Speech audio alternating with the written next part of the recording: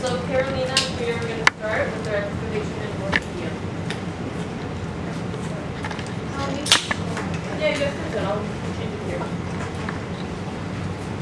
Douse the lights. It'll be easier to see the screen. That's what I thought. Feel free to water and then grab the whatever too. That's very informal. You can get seconds. Hi everybody. If you don't know me, I'm Priya. I'm a senior studying archaeology and biological anthropology.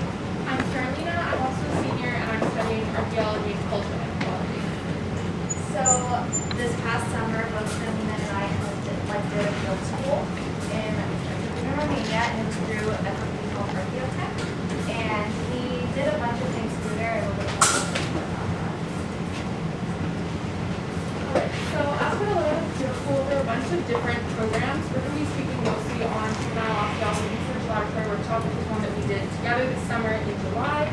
And then there's the adult osteology research laboratory workshop, medieval cemetery, ossuary, and then the Roma Villa and GPR workshop exists too, but it's in a slightly different section, so we know a lot less about that because it wasn't in our same compound. So this is the town that we stayed at. It's a very small town.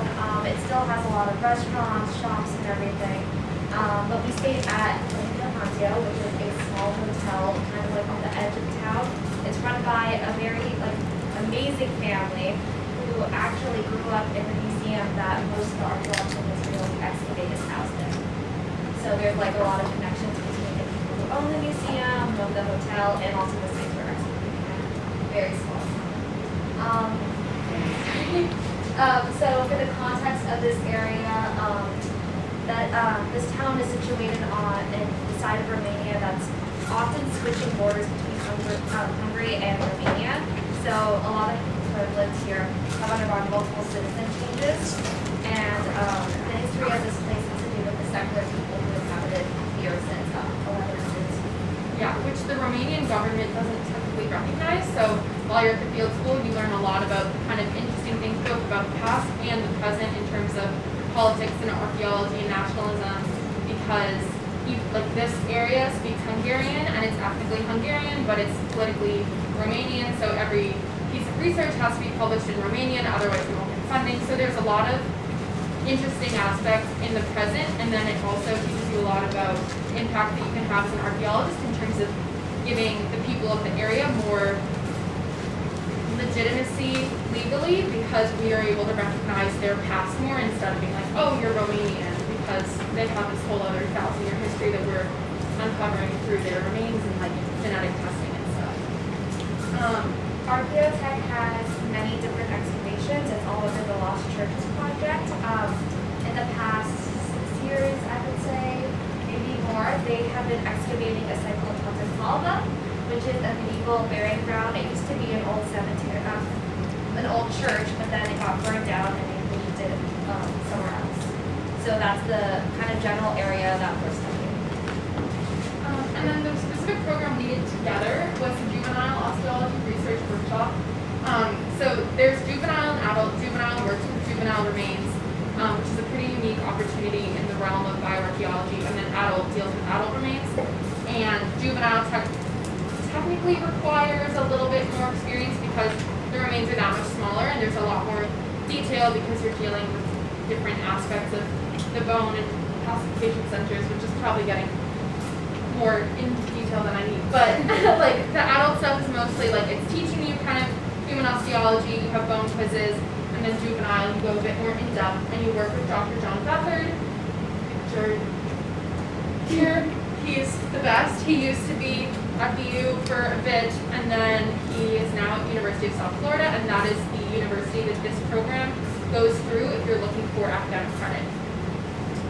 Yeah, so basically the lab work takes place at the hotel in a separate tent, so you won't be doing field work in this workshop. And the structure of the workshops basically you have bone quizzes every week where you look at fragments and you identify which bone it belongs to. And then there's different lab assignments to help you find the age of this individual, the sex of this individual, if it's possible to estimate. And then there's a final presentation where you will analyze a bunch of different individuals and come up with a mini research project with your small team. And again, you can take it for credit do our best to make them headed this year. And then as for time commitment, both of us got off at 2 every single day, and so we have enough time in the day to explore this component, which is great because when you're studying abroad, you want enough time to learn more about the place you're actually living in. And they're really great about that too. Like there are different field schools you can attend that might be a lot more intense for different osteology labs you might attend that are a lot more intense, but this is meant to be intense while you're in class or like in lecture in the lab. But part of their goal is to have you understand the context of where you're studying and like understand the history. So they really want you and urge you to go off and do things. And they're like, we don't want you to stay up until 2 a.m. studying. We want you to explore this area and then like work as hard as you can during another time. So it's a really nice balance. I was still pretty burnt out from last year when I went, so I was a little nervous about going, but I had a really enjoyable time just like studying when I needed to and wanted to, and then being able to explore and like meet new people and make friends. So it's a really nice balanced program. So this is just like our final presentation. We did osteobiography on this one individual. And so it kind of gives you like an example of like how we present. And you present in front of the group and you go to kind of like a university or school in town and do a big presentation, and then it's a really great piece to put on your resume in terms of presenting at a little consortium thing, little conference, but it's very low key at the same time. So both of us did the medieval cemetery excavation, but at different times, so we did it together. Again, I mentioned that there was a site called Falva, specifically Falva, and it's the site of an old medieval church. It's next to an active cemetery ground, so sometimes you will see funerals occurring while you're excavating. A little awkward, but it's also like really cool to see like ongoing mortuary practices happening in front of your eyes while you're analyzing what that happened in like the 16th and 17th century. This is led by Katie Zedlick and Katie Baby. They're both amazing at teaching you excavation techniques, mapping, how to do paperwork, and how to bag these remains in a respectful, ethical way. Experience level, I didn't have any experience, I've never excavated before, and they definitely teach you how to be careful. They teach you by kind of just throwing you in there, but they do guide you a lot throughout the entire process. So if you don't know anything about excavating and you're nervous, don't worry, it'll work out in the end. Yeah, there's a lot of check-in along the way in terms of like, I mean, first they'll like teach you how to hold the trowel in a way that's not going to give you arthritis. And then they will go through and like, you're not making the decisions on your own about like, oh, is this a bone or is this a pebble or is this something else? Like they're there through that whole piece, but it really is, you're treated as adults learning and making the best of your experience. So it's really nice to have that learning experience without being babied through it, which I did a couple of field schools in high school, which had a little bit more of that like hand holding, which was a different experience, but again, for a different age group. So this is it's a really fun way to excavate, and you learn a lot and feel like you're getting a good experience of what it would feel like in the fields in the future if you wanted to go into more archaeology and doing more excavations. And as for excavating human remains, there are a lot of people there who didn't have knowledge about human osteology, and that was perfectly fine. They were able to help you identify the book that you needed to identify. So like if you do have a background in it, that's great. If you don't, no worries. It doesn't mean that you can't do it. So these are some examples of like mapping, which is just drawing exactly what you have in the burial to scale after doing tons and tons of tedious measuring. But it's really fun at the end. I mean, like they're not brilliant art, but like you really do get a cool representation of your burial, especially because you should not photograph human remains and post them. So you can show these because it's your representation. And then yeah, just lots of different pieces of the site, different years. This is me excavating right here. I have to blur out the human remains, of course. And then this is like an example of like what a trench would look like. Yeah. That's on. Oh, that mouse is also just our trench mouse. Visit us, you can eat it. And then for Explore Romania, you're there for 4 weeks, and then you do organized trips through the program on weekend 1 and 2. So you're just choose what you would want to do weekend 3, or you could just relax or go to a spa. So that's an option. Other free time in the evenings, you do your own groceries, so you feed yourself lunches and weekends, but they feed you delicious breakfasts and delicious dinners, home cooked. They deal with vegetarians but not vegans. and meat eaters are the busiest. Most weekends, there's always like concerts or festivals happening. I don't think there was a single weekend in 2 months I was there that there wasn't something amazing happening. So there's a lot of like stuff you can do in your free nights that you have off. This is the hotel owner and his daughter, and that's the little pond at the hotel that we stayed at. And it's really great. The gelato is really good in Romania. Yeah. And then as for application, they have their 2022 dates up already. For credit, you have to apply by January 31st through the USF website.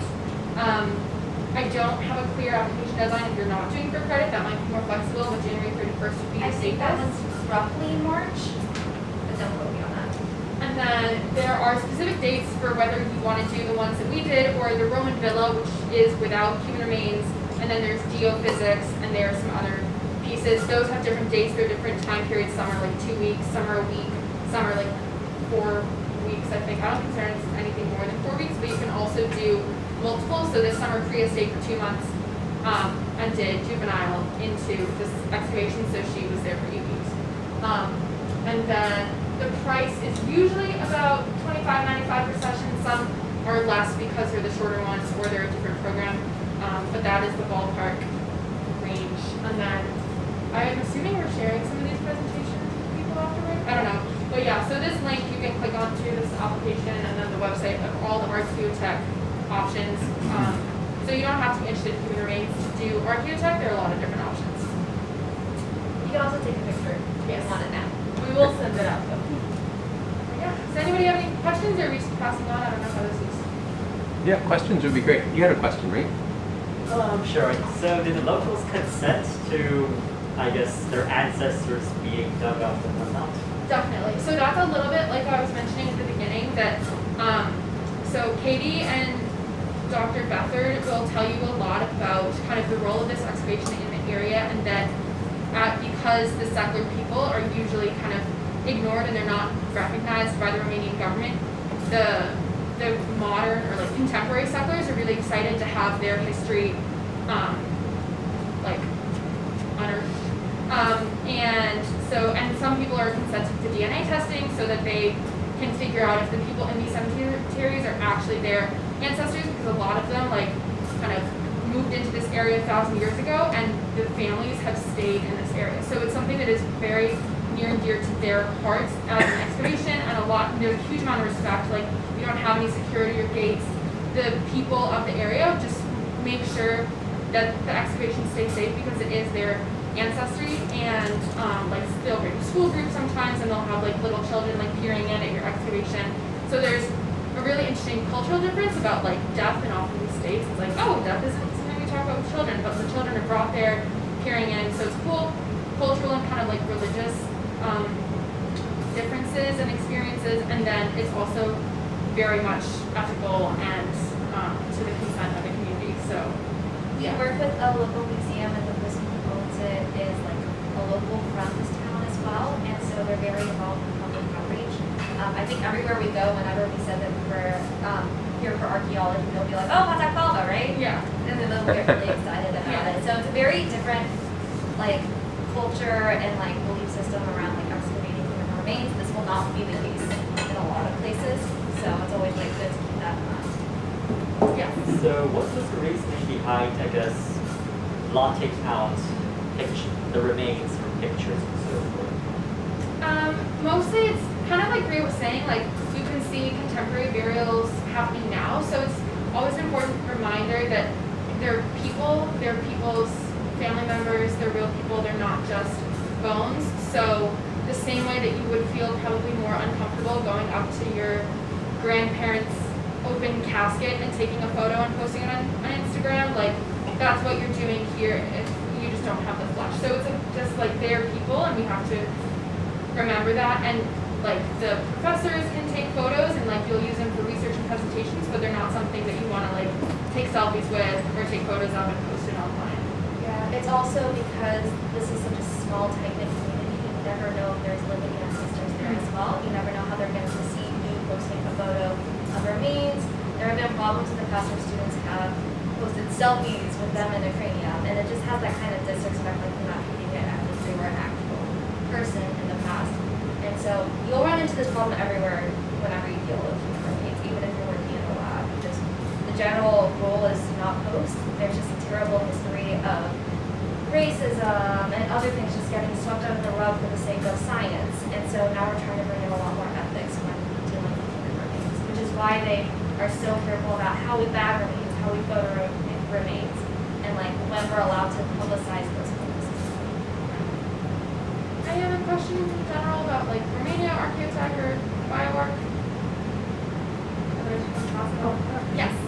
Did you guys look for scholarships to support you guys in the cost of this, or did you guys use any BU funds to pay for this overall?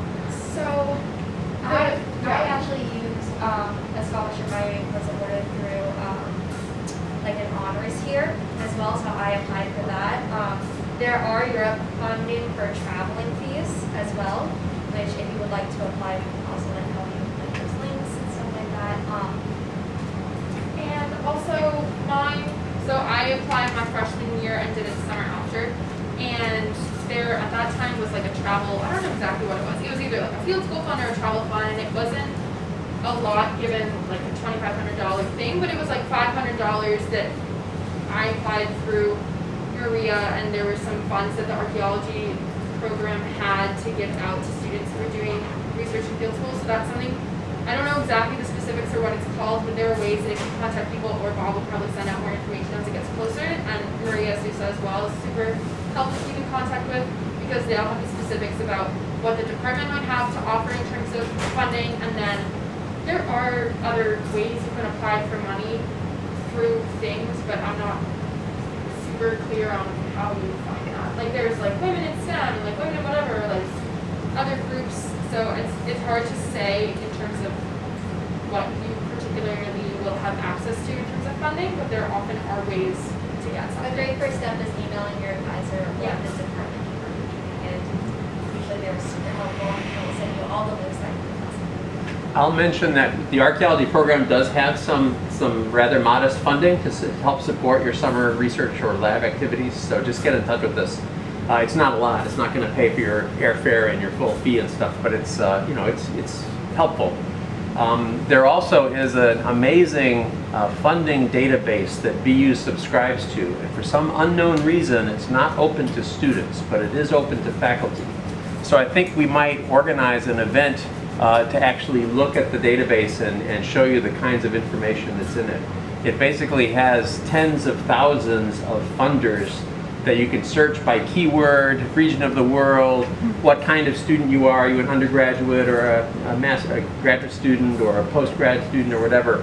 So you can sort of use keywords and filters to find your way through, and then it will list the opportunities by due date, which is very useful. But I know there are a number of archaeology and museum-related funding opportunities if you're disciplined enough to start the search now, because many of them have deadlines in January for applying. I also have a document, I think, that I started with in the 2015-2016 year for study abroad students that I can share with you. Great, That we can like start to circulate at some point. great. Yeah, so we definitely have, there's definitely documents and lists that we've all started to accumulate and add to over the years to make sure that whatever that number is, it's not an insurmountable barrier. Oh, and the final thing I guess is like COVID. So I think we both applied for the summer 2020, and it was canceled, and then we did 2021. Which was like kind of sketchy in terms of like traveling on planes. I was still nervous at least because I take COVID pretty seriously, but while you're there, you feel quite safe. Like they do have mask requirements for everybody on planes. They make you all get vaccinated to go, and negative tests for flying and stuff. And then when you're there, if you feel comfortable, you can take your mask off after a while, because we become our own bubble, and the town is like very small and has very few COVID cases. But yeah, everybody kind of puts them on in buses, and they're very good at handling that. They have hand sanitizer everywhere. So that's something that's inevitably probably still going on this summer, and it's something that you are nervous about. This program does a really good job of keeping you safe, and staying aware of people's different kind of like immune experiences. So yeah, because COVID messes everything up. Great. Yeah. Thank you.